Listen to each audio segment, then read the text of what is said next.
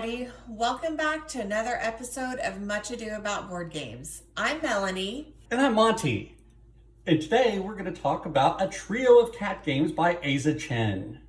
The first game we're going to talk about is Kitty Paw! And then we're going to talk about Cat Box. So just Cat Box. Yeah, we only did that for Kitty Paw because we yelled Kitty Paw in the intro video. Oh, got it. Okay, yeah. Okay. And then finally, the most kid-friendly game, Cat Tower. Now we're ready to start talking about the first of our three cat games. The first one is Kitty Paw. This is one of our favorites. As you know, all the cat games are our favorites. But I love the box. I love the drawing of the cat. I love the ears. We're not sure if the box still looks like this, but it'll be cute no matter what it looks like. So in opening up the box, you'll find the directions, you'll find some cat tiles, and you will find a stack of cards. So let's go over exactly what all of these are and how you play the game. So Kitty Paw is a dexterity and reaction game for 1 to 4 players. It takes 15 to 30 minutes and it's for ages 6 and up. The cat tiles include 7 different breeds of cat, and the inside tells you exactly what all of them are. And there's also this one that's double the size. So there are 7 tiles, 7 unique tiles, and there are 4 sets of tiles because the game is for 1 to 4 players. There are also 8 cat box cards. These are cards that have a little box like this, and these are the cats on the cat box card, and there's also a Chihuahua. So these you'll use with level 2 and level 3 cards, which I'll explain in a moment. You also have 4 cat box cards. So these are a box that you will be putting a cat in as part of the pattern that you're replicating. And then there are 48 kitty cards. So these are the kitty cards. Notice the blue ones. These are the level 1 cards with a -1 victory point if you don't solve it the way you should. But each card will have a formation of the cats. Some will be out here, and then there's always at least 1 in the box. And so you need to make sure that you have your box card oriented the correct way. And then each of the tiles has a front side of a cat, and it also has the back side of the cat. So super cute if you are one of those who likes to look at the pictures of the cat sitting on glass tables to see what their feet look like under their body. I think those are super cute. So you have level 1 cards, level 3 cards, and then you have 2 different sets of level 2 cards. There are some that are green and some that are yellow. So the level 1 cards, those are the easiest ones. It has 5 to 7 cats. There's no overlapping. And if you lose with the level 1, you earn -1 victory points. The level 2 cards have 4 to 7 cats. There's a cat or a Chihuahua inside a box. So you'll notice here, this little purple cat, it is inside a box. So you would have to find that cat, which is right here, and then you start building with this cat. So you would want to make sure that his little face is sticking out, and then you would want to put your black cat upside down like that, I think. Nope. Yep, like that. Nope. Like that. Nope. I don't know. Oh yeah, like this. So it's all about spatial recognition and figuring out that, oh, this is the bottom of the cat and I need the cat little ears sticking out, but I'm not covering up the cat like this. So that's how you use the cats in the boxes. And the level 3 cards are the most difficult. If you notice, things will be stacked on top of each other. You have just one mere little cat eye sticking out over here, and then there are 2 cats in the box. So the level 3 cats have 6 to 7 cats. There's someone in cardboard, and they're overlapping. For these, you will lose 3 victory points if you are the unlucky last person to ring in. When you're playing, you'll play with all of the level 1 cards. You shuffle those separately and those go on top. You pick one set of the level 2 cards, either the green or the yellow. You pick either one. Those go next, and then at the very bottom of the pile go the -3 cards. So for the setup for each player, we're going to pretend we're playing a 4-player game. You will put all of the cat tiles in the middle, and each player will get a cat box card. And remember, it's double-sided. I have my kitty cards in order. So here are all the ones are on the top. Then I chose to use the green 2s, and then I have my level 3s. So we're gonna put those over here. It doesn't much matter where you put them. And then the last thing we do is we shuffle up the cat box cards and we place those around the edge. And if you're on the level 2 or 3, you will have to kind of dig around to find exactly the cat that you're looking for. So that's going to take up some extra time. So you'll deal out 4 of the kitty cards. So with the 4-player game, that's 1 card per person.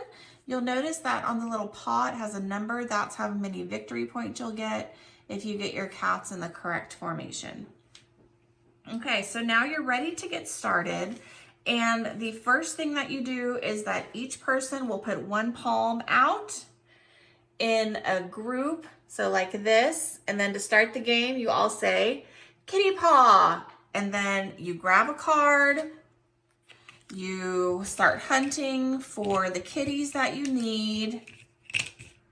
Sometimes this can take a long time. You're only supposed to take 1 at a time, so don't be greedy.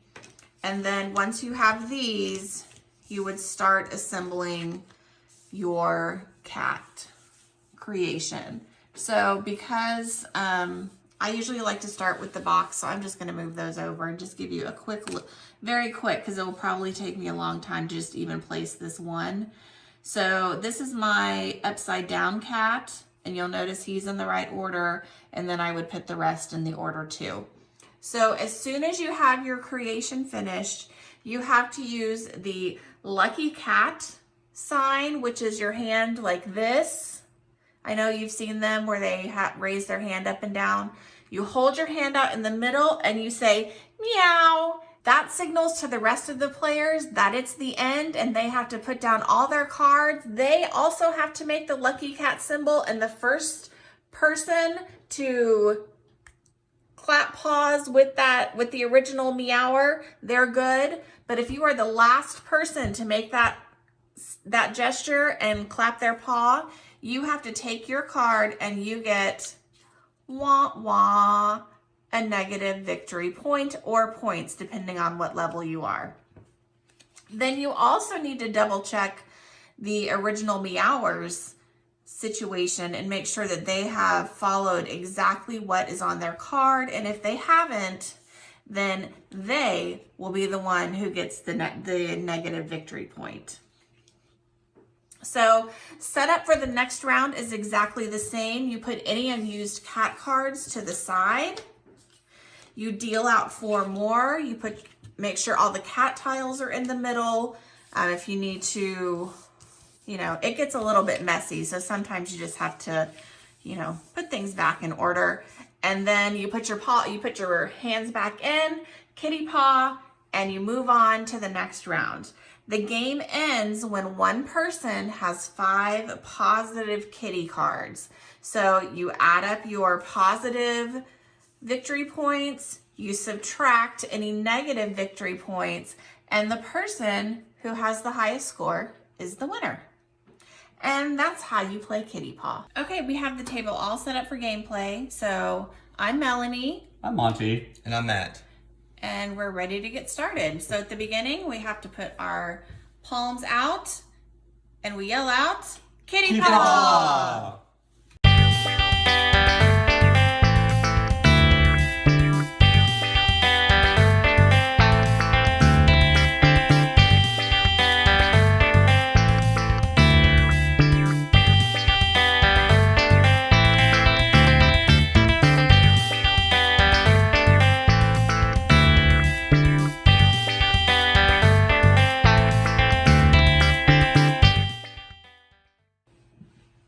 So here we have Cat Box by Aza Chen, put out by Grail Games. Cute little box. This is a tile laying game for 2 to 5 players, plays in about 15 to 30 minutes. And inside the box we have 5 player aids. These are player aids that can help the players score at the end and also figure out what you can do on your turn if you're using the advanced rules. So we have those, we have the instructions, and we have 5 sets of tokens that can be used for the advanced game in different colors. Each player can choose the color of their choice. And then we have the cards. We have 6 hidden identity cards. Every player is going to be one of these identities, either 5 cats of different colors or 1 chihuahua. So everyone is going to have a secret identity that no one else knows about. This is put in front of them at the beginning, and this will help scoring at the end of the game. And then we have the cat cards. Each cat card, and there are 48 of them, are made up of 4 quadrants, and each quadrant is either a different colored cat or an empty box. And the interesting thing about these cards is they are double-sided. So you can use either side, and that's a very interesting element of the game that we will talk about as we go. So the object of the game, as it is with most games, is to score the most points at the end. The way you score points in Cat Box is at the end of the game, when all of the cards have been played, you're going to total up the number of visible cats that match your hidden identity. So if this were my hidden identity, I would be counting up all the visible blue cats, and I would also add to that the size of the longest chain of my cat color. So if this were what I had, I see 4 visible cats, and my longest chain is 3, so that would be 7 points right there. That's how I would score for any cat at the end of the game.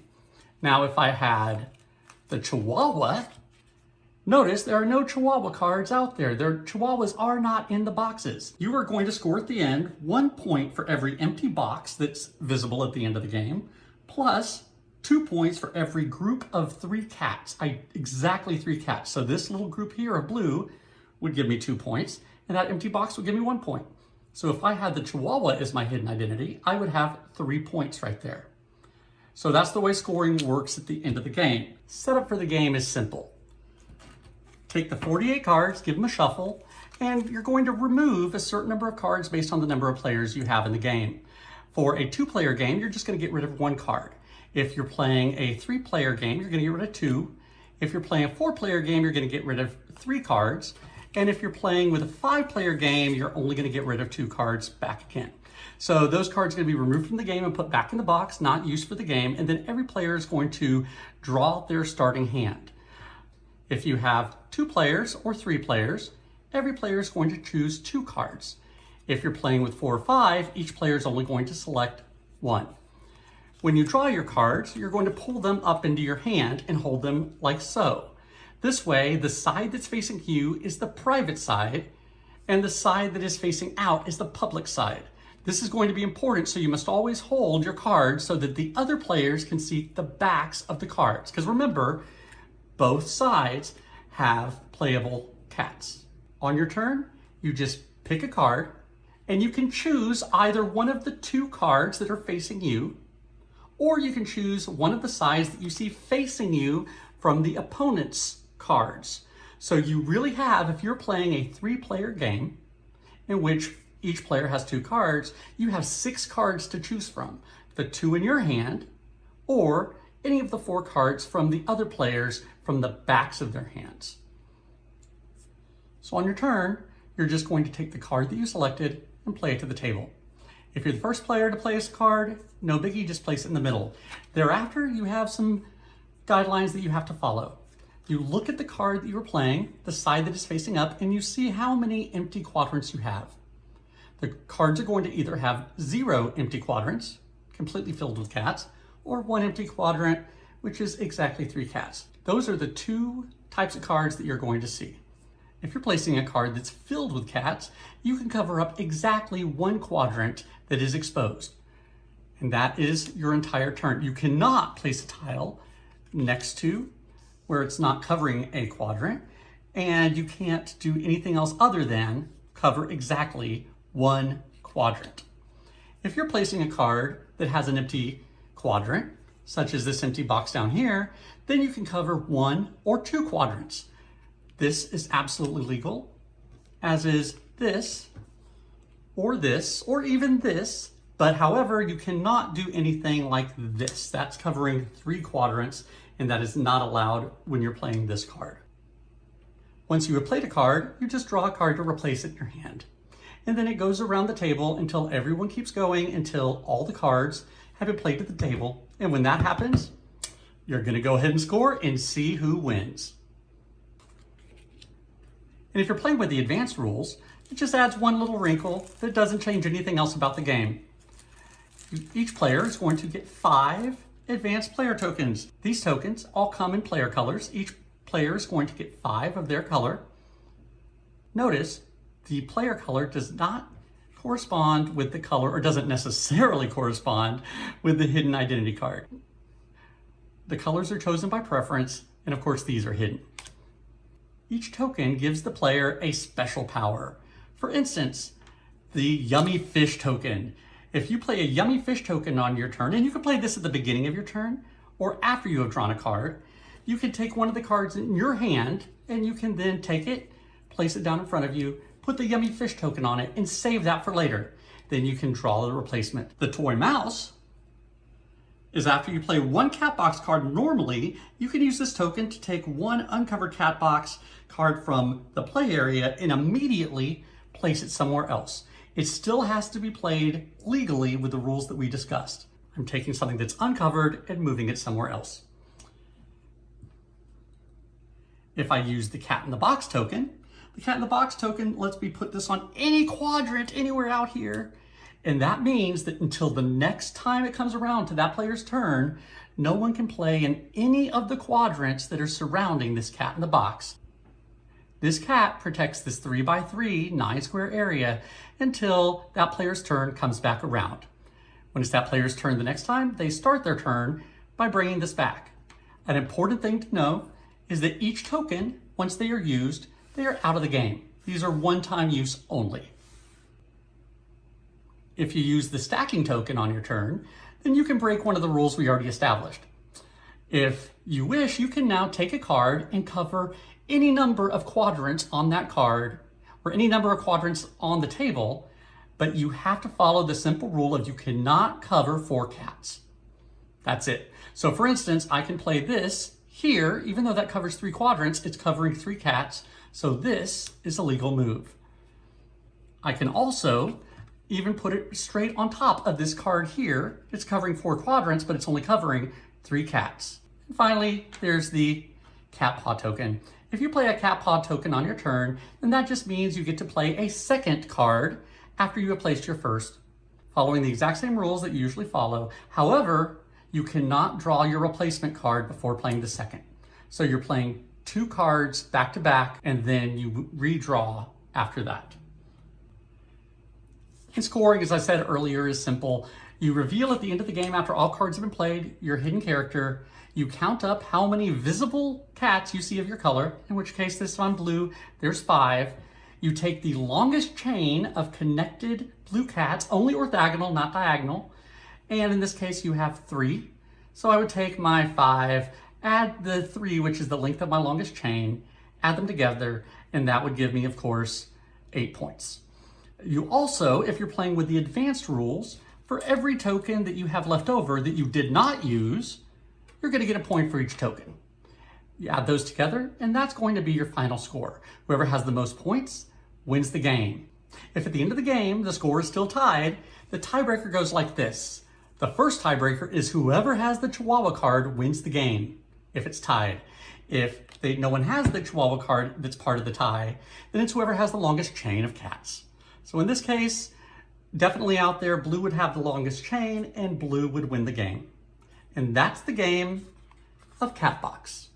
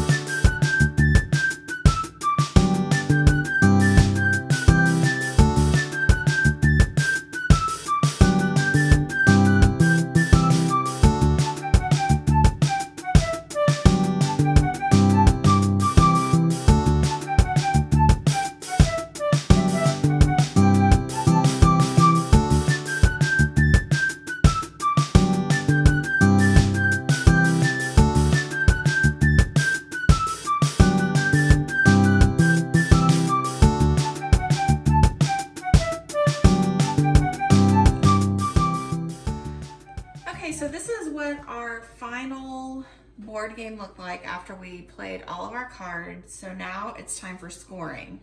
The first thing we do is we're going to reveal our secret card.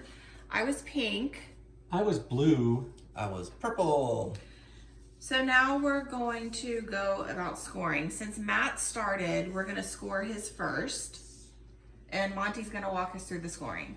So he's going to get 1 for every time that you see his out there, just to begin with. So it looks like he has 1, 2, 3, 4, 5, 6, 7, 8, 9, 10, 11, 12, 13, 14, 15. He has 15 cats, and now we're going to look for his longest chain. His longest chain of cats is 2. I got blocked big time on multiple occasions. Yeah, just wait till we get to Melanie's. This is not going to be fun. So 15 plus 2 is 17, and he also gets a point for every token that he has left over. Which I have these 4. So since he has that 17 plus 4 is 21. Matt's final score is 21 points. And now we're going to go to Melanie. So we're going to count the number of her cats that we can see. And for her, we see 1, 2, 3, 4, 5, 6, 7, 8, 9, 10, 11, 12, 13, 14, 15, 16, 17, 18, 19, 20, 21. 21 cats. And her longest chain is how long? 1, 2, 3, 4, 5, 6, 7, 8, 9. 21 plus 9 is 30 points. So 30 points plus how many tokens do you have left over? 4 tokens. That's 34. Melanie's final score is 34 points. And I was the blue cat, so number of blue cats, 1, 2, 3, 4, 5, 6, 7, 8, 9, 10, 11, 12, 13, 14, 15, 16, 17, 18. I have 18 blue cats. My longest chain is 3, so I get 21 plus my 3 unused tokens is 24 points. Yay! Yay. I won! Yay, Melanie, congratulations. Good job. So thanks for joining us for Cat Box, and we'll be back with yet another cat game. Are you tired of hearing about cat games? I hope not, because we have our last one for the day, Cat Tower. You'll notice that the box looks very similar to Kitty Paw. It's put out by the same designer, but of course, it's a little bit different. So this game is for 2 to 6 players. It takes 15 to 20 minutes, and it's for ages 6 and up. Monty and I both agree that Cat Tower is the most kid-friendly game of the 3 that we've talked about today. So if you have little ones and you really want them to play one of these games, this would be the one to go for. So this is a tower building and dexterity game. So you have to have really steady hands and nerves of steel. So let's brace ourselves and open up the box. Inside, you'll notice we have some cards. These cards you actually fold. So for some gamers, this can be quite upsetting, but we are supposed to fold these cards, and they are scored so you know which ones to fold. And then there are also some cards that are flat that you don't fold. There are some kitty tokens with little kitties on them. And there's also 1 die. So let's jump in to see exactly what all these things do and how you play the game. Okay, so again, you have 1 die, and each player will use this every single time they have a turn. There are 42 folded cat cards. There are 12 of these cat tokens, super cute kitty. And then there are 12, we did not name these, this is what they're actually called, catty fatty cards. So these are fat cats that can't fold up, and so they're just straight. They can't fold up, they're too chunky. But we love the chunky kitties. So to start the game, you deal 7 of these cards to each player. So there are my 7. I'm going to put the rest of these over here. And there will be 1 cat folded up that starts out the tower. So you just fold your cats like this. I know for those of you those hardcore gamers, this is scary, but you just put it right there. And then your goal is to get rid of the rest of your cat cards in your hand by building a tower. So let's talk a little bit about that more. So the start player of the game will be the person who owns the most cats. You can figure that out on your own. So each player will roll the die and that will tell them what they're doing on their turn. If you roll this symbol, you have to put one of your cats in your hand on the tower. If you receive this one, you have to put two of your cats on the tower. This one, the Kitty Paw, means that you choose somebody else that you're playing with to put one of your cats on the tower. If you get the Fatty Catty or Catty Fatty, they call them both in the game, so we're not really sure exactly what they are. If you receive one of these, you have to take the Catty Fatty card, you put it on top of whatever card is there, and then you're going to turn over one of these kitten tokens. So on these tokens, there are a couple of things that can happen. You can grab this one, and that means that the next player is skipped. Whenever you grab one of these tokens, you have to put it on top of the card. So here's the cat paw. That's just the same as before. When you roll that, you choose somebody to put your card on the cat tower. This one is the reverse turn order. So that means that you'll start going the opposite way. There are two Catty Fatty tokens. So those are exactly the same. You would put a Catty Fatty on the decks, on the tower, so you would have two of those.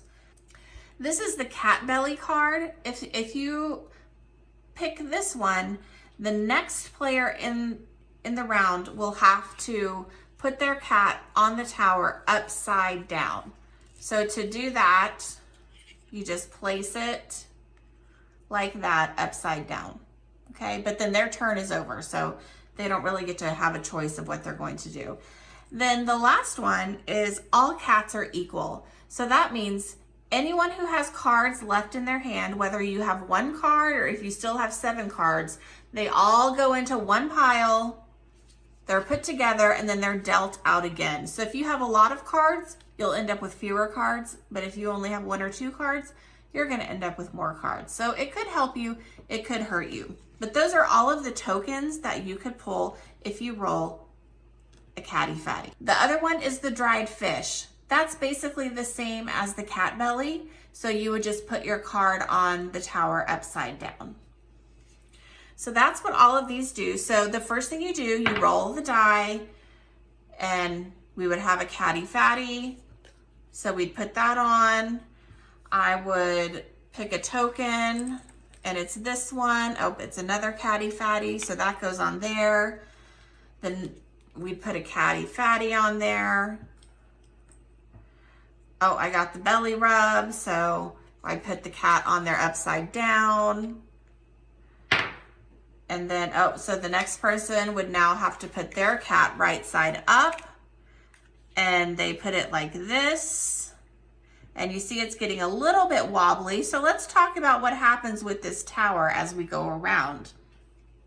As you put more cards on it, it will become unstable. So if it's your turn and the tower falls over, what do you think happens? Well, oh, here's one we haven't even folded yet. You'll get to see a freshly folded card. So you want to make sure they really stick. And as you're putting things on, I'm hoping this falls soon. Usually I'm not this good. Okay, now I'm down to my last card. Oh, wow, I'm so good. Okay, I'm gonna put some more cards. Let's try, oh, there it goes. Put some more cards. Let's try, oh, here it goes. So it was my turn. So that means all of these cards are now out of play. And because it was my turn, I take a 2-point or a 2-card penalty. So these cards would go back in my hand.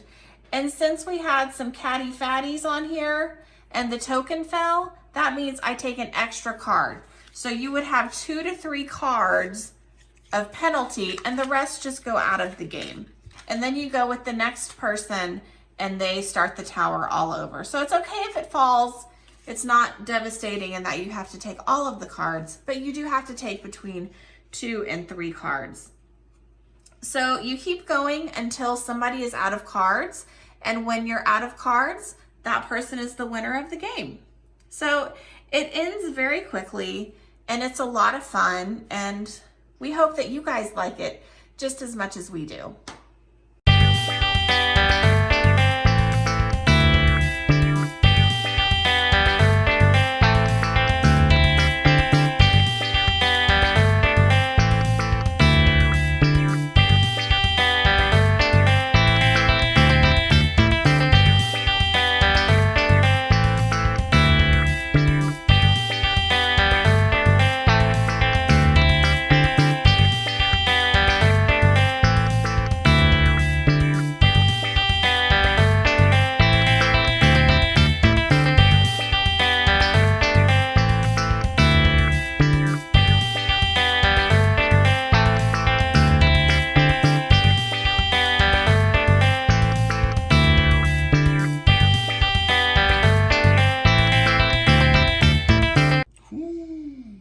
Yay! Congratulations, Matt. Yay! He is the Cat Tower King. He is the cat's meow.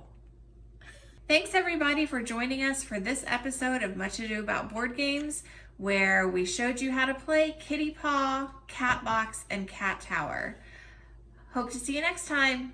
Bye. Bye.